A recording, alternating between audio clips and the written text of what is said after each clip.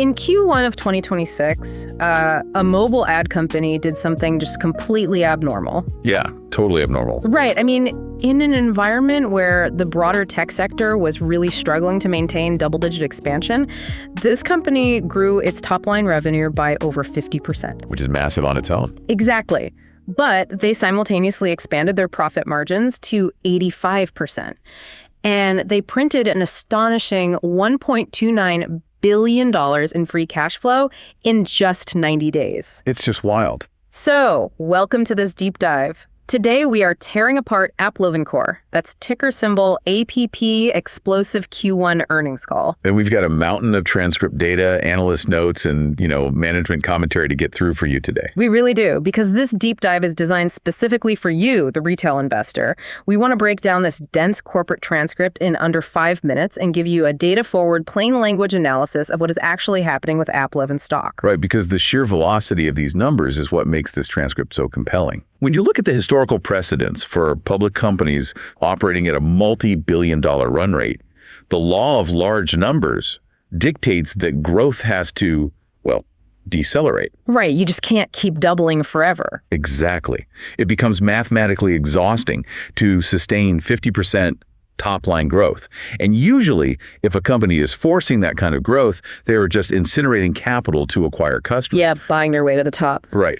But Applovin is achieving the exact opposite. And they're doing it in an advertising market that is notoriously cyclical. Which really explains the energy right at the top of the call. I mean, Adam Ferughi, Applovin's CEO, came out with a posture that you almost never see in modern corporate communications. Oh, he was practically taking a victory lap. He really was. There was no boilerplate throat clearing, No preemptive damage control about macroeconomic headwinds. He basically opened the call by stating, no preamble on stock price, no addressing short sellers, no reacting to noise. Just straight to business. Yeah, he said, this quarter, the conversation is about us and our future. And from where we sit, the future has never looked better. It's literally the corporate equivalent of tapping the scoreboard. Right. That level of absolute refusal to engage with market volatility or, short seller narratives, it sends a very calculated signal to institutional investors. What kind of signal? Well, when leadership explicitly ignores the noise, they're communicating that their internal telemetry, like the actual day-to-day data they're seeing on their platform, is so overwhelmingly positive that engaging with skeptics is just a waste of breath. Yeah, that makes sense. It takes immense confidence to pull that off. It does. But confidence in public markets is a liability unless you have the underlying financial physics to back it up. Okay, let's unpack this, because the financial physics here are staggering. I want to dig straight into the actual Q1 headline numbers for you, because the scale really requires some serious unpacking. Let's do it. So, revenue growth accelerating past 50%. The $1.29 billion in free cash flow. Plus, the company utilized $1 billion of that cash to repurchase 2.23 million shares of their own stock. Taking those shares completely off the table. Exactly. And even after deploying $1 billion into buybacks, they ended the quarter sitting on a cash fortress of $2.76 billion. The profitability metrics are where the narrative gets truly interesting, though. Oh, absolutely. Let's translate some of this Wall Street jargon for the listeners. Yeah, so Applovin reported an adjusted EBITDA margin of 85%. That represents a 400 basis point expansion year over year. Which is huge. It is. But the metric that fundamentally changes how we model this business is the flow-through rate.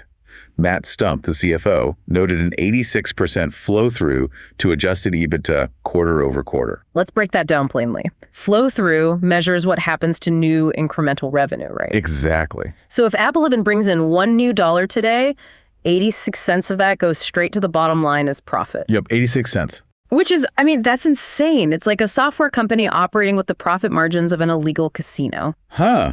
That's a great way to put it. But seriously, how is it even possible to grow top-line revenue by 50% while expanding margins to 85%? Usually, companies have to spend heavily to buy that kind of growth. They absolutely do.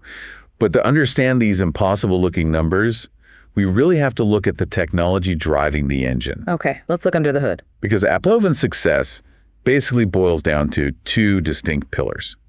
You have the foundation of mobile gaming, and then the explosive new consumer vertical, which they used to call e-commerce. Right. Let's look at the gaming foundation first. because the transcript outlines a massive structural shift happening in how games are built and monetized right now. And it's heavily driven by generative AI. Yeah. The integration of AI in mobile game development is completely restructuring the cost profile of the industry. How so, like practically speaking? Well, historically, creating a tier 1 mobile game required massive upfront capital. You needed extensive teams for concept art, 3D modeling, level design, QA. Massive production. Right. But now, with generative AI tools, the prototyping phase has collapsed from months down to days. Studios are using diffusion models to instantly generate thousands of 2D assets. And using large language models to write the code. Exactly. They're using LLMs to write boilerplate C# code for engines like Unity. So the barrier to entry has basically evaporated. A small team can now spin up a polished game that looks and plays like it was built by a massive studio. Precisely. But, the cost reduction is really only half the equation. What's the other half? Because it's cheaper to experiment, developers are releasing way more titles, which increases the total supply of digital real estate.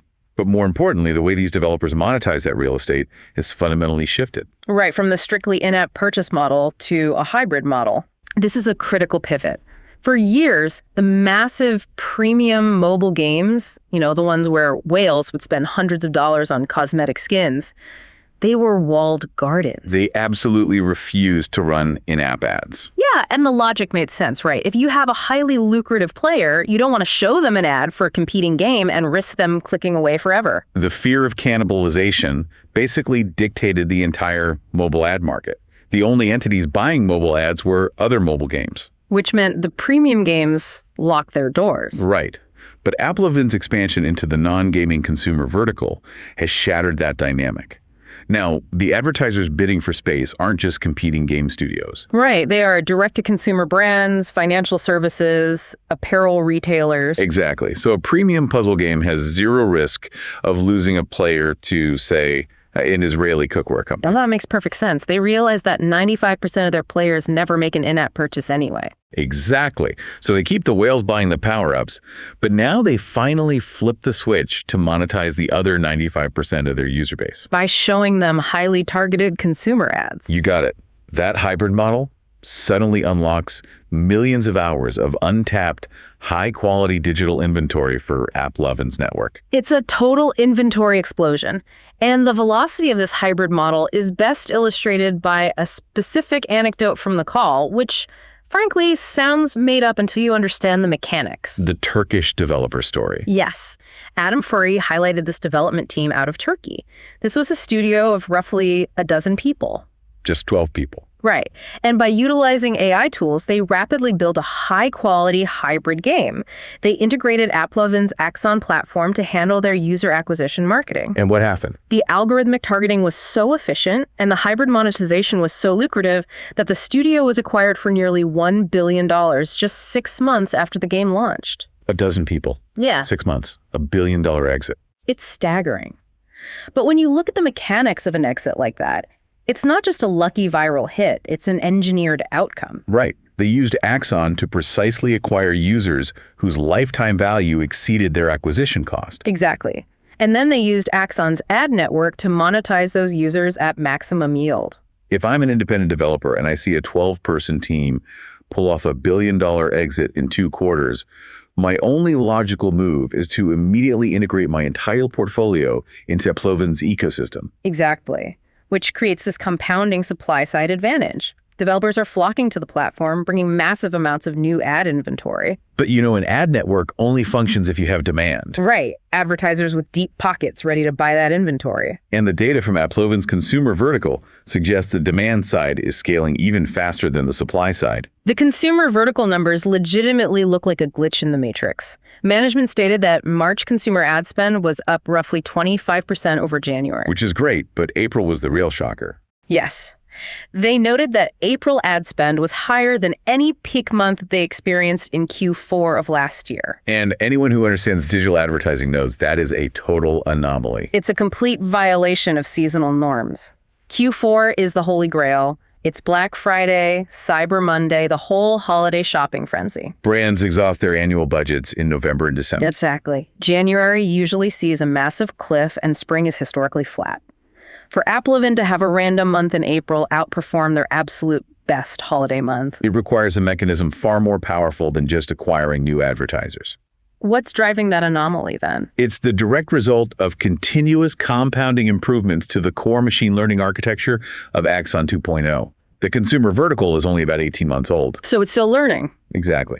What we're witnessing is the algorithmic learning curve accelerating in real time. When they push material updates to the model, the predictive accuracy of the algorithm just sharpens. So it becomes exponentially better at matching a specific ad impression with the exact user most likely to convert. Right. So the algorithm learns that a specific user behavior pattern correlates highly with purchasing that Israeli cookware set we mentioned earlier. And when the advertiser sees their return on ad spend, their ROAS, suddenly spike from 2x to 4x, their immediate reaction isn't to just pocket the savings. No, of course not. They dump more budget into the platform to capture as much of that highly profitable traffic as possible. That behavior creates a textbook virtuous cycle. It really does. The advertiser increases their budget, which allows the algorithm to run more auctions, win more impressions, and gather vastly more conversion data. And then that new data is fed back into the model. Exactly, further refining the feature embeddings, which makes the targeting even more precise, which drives the ROAS even higher. Prompting the advertiser to increase their budget yet again, the compounding effect is massive. It's wild. Last quarter, they highlighted a small cookware brand that scaled from $4 million in revenue to $16 million purely through this network. Now, that same brand is projecting $80 million, with the overwhelming majority of their ad spend running exclusively through Applovin. So we have a 12-person studio in Turkey making $1 billion and a niche cookware company 20xing their revenue to $80 million. But what's fascinating here is the massive future catalyst coming up, because up until now, achieving these results required navigating a closed system. Right. For 14 years, Applovin has operated as a tightly controlled, invite-only ecosystem. You could not simply navigate to their website, input a credit card, and launch a campaign. Brands had to establish a direct relationship, go through an enterprise sales cycle, and manually integrate. But come June, that friction is being completely eradicated. They're launching a public, self-serve platform. The implications of removing that friction are just staggering. A local auto insurance broker in Ohio, a boutique fashion label in Milan, a direct-to-consumer fitness brand. They will all be able to log in and instantly access the exact same predictive AI engine that scaled that cookware company to 80 million. But wait, access is only half the battle. Because the biggest bottleneck for small businesses in mobile advertising isn't just buying the media. It's producing the creative. Exactly. Applovin specializes in full-screen, highly immersive video ads. A small business doesn't have the capital to hire a production studio to shoot and edit multiple variations of a 30-second spot. Management clearly identified that bottleneck, which is why the June launch includes native, out-of-the-box AI video generation tools. Oh, wow. So it builds the ads for them. Yeah. The platform will utilize diffusion models and LLMs to autonomously construct the creative. An advertiser could theoretically just input their product URL. And the AI handles the rest. Yep. It scrapes the static images, generates dynamic 3D pans, writes a compelling script, applies a highly optimized text-to-speech voiceover. Just like this one. Exactly. And it outputs multiple video variations formatted perfectly for mobile. And it goes further than just asset generation, right? They are integrating AI bidding agents. Yes. So a small business owner doesn't need to understand complex programmatic bidding strategies. Or manual bid adjustments across different demographics. They simply tell the AI agent, my target acquisition cost is $40 per customer. And the reinforcement learning agent takes over, continuously testing bids in the real-time auction environment to hit that exact metric autonomously. The deployment of those autonomous bidding agents is what guarantees that 86% flow-through rate we discussed earlier. Exactly. When advertisers are utilizing AI to build their creative and manage their daily spend, Applovin captures a massive influx of new revenue without needing to scale their internal support teams. I follow the logic, but we have to stress test the auction mechanics here. Okay, let's do it. Because if you already have thousands of game developers aggressively bidding for ad space, and in June you open the floodgates to potentially millions of e-commerce brands, local services, and financial apps, aren't you just creating a massive traffic jam? That is the most critical risk factor. Right, because if all these diverse entities are suddenly pouring into the same mobile games to show ads, doesn't that cannibalize the inventory? Won't the core gaming advertisers get squeezed out as ad prices artificially inflate? It's a great question. And it was addressed directly on the call when an analyst questioned those internal competition dynamics. And what did management say? The management team's response was a definitive no. And understanding why requires looking at the density of a modern ad auction. Okay, explain that. The AI is not just blindly driving up the price of a single premium slot. It is dramatically expanding the total volume of relevant inventory. But wait, how does the algorithm manufacture new inventory if the user is only playing the game for the same amount of time? The physical screen time isn't changing. It's about fill rates and relevance matching. Look, in a purely gaming-focused ad network, if a user has shown zero historical propensity to download mid-core strategy games. Showing them an ad for a strategy game is a wasted impression. Exactly. The probability of conversion is near zero, so the expected value of that ad slot is incredibly low. Historically, the network might just show a generic ad anyway, yielding terrible returns. But with the massive influx of diverse consumer vertical demand? The algorithm now has a near infinite catalog of options. I see. It's utilizing the previously wasted impressions. Yes. So the algorithm identifies that while this specific user will never click a strategy game ad, their recent behavioral embeddings strongly correlate with a high intent to purchase life insurance. Or a meal delivery kit. Exactly. The AI inserts the highly relevant consumer ad into the slot where the gaming ad was destined to fail. Oh, that's brilliant. Furthermore, the sheer diversity of the advertisers improves the overall user experience through frequency capping. Right. Instead of a user being bombarded by the same repetitive ad for a puzzle game 5 times in a row, they see a dynamic mix. Apparel, then a utility app, then a local service. This variety significantly decreases ad fatigue, which subsequently increases the baseline conversion rate of the entire network. The rising tide lifts all boats. Exactly. The gaming advertisers aren't cannibalized. They actually benefit because the underlying neural network is getting fed exponentially more diverse data, making its predictions sharper for every participant. So the engine is structurally sound. The shift to hybrid gaming creates a massive influx of new supply. The hyper-accurate Axon 2.0 model creates an explosive wave of demand. And the June self-serve launch removes all friction for small businesses. While the AI agents ensure this new scale is managed autonomously without breaking those 85% profit margins. It's an incredible setup. Which means we have to look at what management is promising for the immediate future. Because if these AI tools are already generating this kind of explosive ad demand in spring, what does that mean for their full-year trajectory? Let's look at the guidance. The Q2 guidance firmly establishes that Q1 was not an anomaly. For top-line revenue, the CFO guided between $1.915 billion and $1.945 billion. That represents a 52 to 55% year-over-year growth rate. Which indicates that on an increasingly massive revenue base, their growth velocity is actually accelerating heading into the summer. And the profitability guidance completely mirrors that strength, right? Adjusted EBITDA is expected to land between $1.615 billion and $1.645 billion. They're projecting to maintain that monster 84 to 85% margin profile on nearly $2 billion of quarterly revenue. But the guidance metric that retail investors really need to internalize is the cash flow conversion. Yeah, let's talk about the cash flow. Because the $1.29 billion in free cash flow for Q1 was slightly elevated due to the timing of cash tax payments, which typically hit later in the fiscal year. Okay, so it's a bit front-loaded. A bit, yeah. However, Stumpf provided a normalized framework, guiding that cash flow conversion will stabilize at approximately 75% of adjusted EBITDA for the full year 2026. Okay, let's model that out based on their run rate. Achieving roughly $1.6 billion in EBITDA per quarter translates to $6.4 billion annually. Right. At a 75% conversion rate, we are looking at nearly $4.8 billion in pure, unencumbered free cash flow generated over the next 12 months. So basically, management is telling us that the money printer isn't running out of ink anytime soon. Yeah. And when a company is generating roughly $5 billion in cash, with nearly $3 billion already sitting on the balance sheet, capital allocation becomes the ultimate lever for shareholder value. And, they don't have the massive physical capital expenditures of other AI plays. They aren't building physical fabrication plants. Right. Their primary CapEx is securing GPU compute to run inferences, which is easily absorbed by their operating cash. If we connect this to the bigger picture, it leads directly to their aggressive share repurchase program.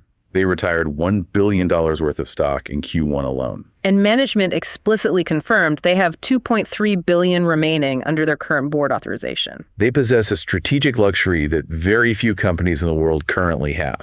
The ability to simultaneously fund all their aggressive internal growth initiatives, like the June self-serve launch, and acquiring top-tier machine learning talent, while still having billions left over to aggressively shrink their outstanding float. The mechanics of shrinking the float are incredibly powerful for you, the retail investor. When a company uses free cash flow to buy its own shares on the open market and retire them, the total number of outstanding shares decreases. The company's underlying value hasn't changed, but it is now divided into fewer pieces. Exactly. Your existing position automatically represents a larger percentage of the company. It heavily accretes earnings per share, artificially boosting the value of the stock. It is the clearest signal a management team can send. They are looking at the entire landscape of potential acquisitions and investments and concluding that buying their own stock is the highest yield use of billions of dollars. It's an undeniable signal of conviction. They are funding these massive repurchases entirely out of organic cash flow, not by leveraging the balance sheet with high-interest debt. The structural integrity of their balance sheet combined with their operational velocity presents a very distinct picture for the market. Which brings us to the ultimate verdict. We have dissected the past metrics, analyzed the underlying AI mechanics driving the present, and modeled the management guidance for the future. So what does this all mean for your portfolio? From an analytical standpoint, this is an unapologetically bullish quarter. I completely agree. It is exceptionally rare to find a public equity exhibiting the hypergrowth velocity of an early-stage startup while simultaneously commanding the massive cash flow and profit margins of a mature, entrenched monopoly. Applovin is currently operating in that incredibly narrow intersection. Objectively, the fundamental thesis is robust. If you are holding, the operational execution is flawless, the margins are expanding, and the aggressive share retirements are continuously working in your favor to accrete value. And if you were considering the stock, the primary actionable catalyst moving forward is that June rollout of the self-serve Axon platform. That is the defining pivot point. The market has largely digested and priced in the success of the gaming ecosystem and the invite-only enterprise brands. But the transition to a frictionless self-serve platform fundamentally expands their total addressable market to include millions of small and medium-sized businesses globally. If those local businesses experience even a fraction of the ROAS that the early adopters have seen, the influx of decentralized ad spend will be monumental. The TAM expansion is very real. When you combine autonomous AI creative generation with autonomous AI bidding agents, you remove the two largest barriers preventing small capital from entering programmatic mobile video advertising. Which leads to a final underlying thought that I want you to carry with you as you evaluate this space. Let's hear it. Think about the magnitude of generating $1.29 billion in cash in 90 days while operating a largely closed system. Applovin achieved historic, record-breaking financial metrics relying on a finite pool of mobile game developers and a hand-picked whitelist of e-commerce brands. They essentially built a billion-dollar cash printer with one hand tied behind their back. Right. The constraints on their demand side were heavily artificial. The friction required for a new brand to spend money on their network was immense by modern SaaS standards. Now imagine what happens to the velocity of that cash generation when the friction goes to absolute zero. Exactly. When the local mechanic, the boutique law firm, and the independent coffee roaster can simply log in, assign a budget, and let the AI autonomously build the video and win the auction. When you couple total global accessibility with an AI engine that consistently delivers profitable customer acquisition. Is it possible we are watching the formation of the next Meta or Google? Are we witnessing the real-time birth of the third major pillar in the global digital advertising duopoly? The architectural similarities are certainly there. The self-serve model, the hyper-targeted predictive algorithms, and the access to billions of captive daily active users are the exact foundational elements that built the dominant ad empires of the last 2 decades. Whether Applovin can scale to that specific tier depends entirely on the execution of this June rollout, but the underlying physics are undeniably present. It is going to be a fascinating narrative to watch unfold over the next few quarters. It really is. Thank you for joining us on this deep dive. The public markets are inherently chaotic, driven by sentiment, macro fears, and endless noise. But when you strip away the posturing and focus entirely on the core mechanics, the data, and the cash flow, the underlying truth of a business always reveals itself. Keep your eyes on the data, trust the mechanics, and ignore the noise. We will catch you on the next deep dive.